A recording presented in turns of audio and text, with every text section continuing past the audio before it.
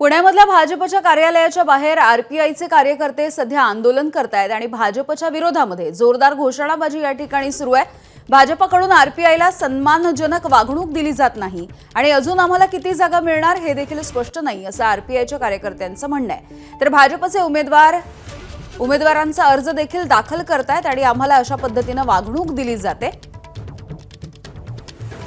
असं म्हणणं आहे। थेट जवळ आमचे प्रतिनिधी मिकी घई आपल्याला या संदर्भातली माहिती देतील। मिकी, काय नेमकी मागणी आहे आता इथल्या कार्यकर्त्यांची?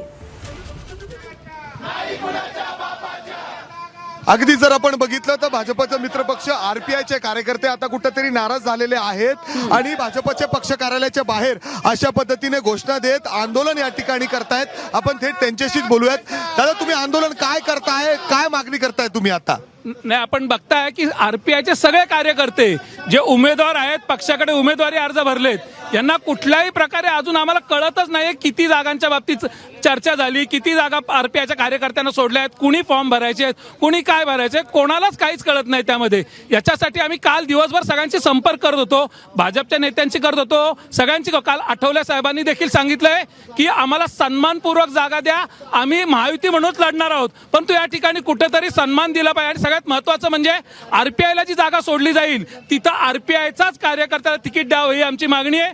आरपीआयला सीट सोडून तिथं कोणी भाजपचा कार्यकर्ता असून त्याला सोडणं हे आमच्या कार्यकर्त्यांना मान्य नाहीये। पण आता काय तुम्हाला काय जागा सोडलेत, बैठका अनेक झालेल्या आहेत भाजपच्या कार्यालयामध्ये, तुम्हाला बोलवलं जात नाही का बैठकीला?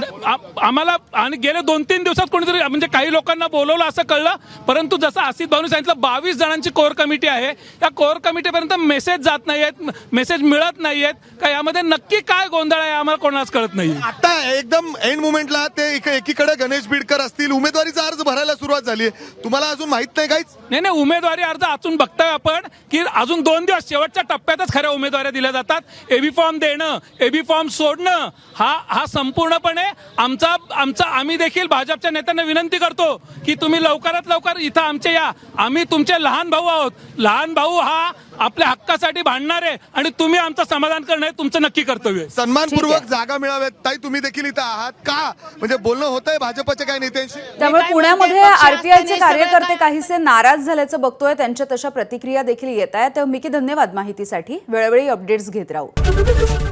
एबीपी माझा, उघडा डोळे बघा नीट।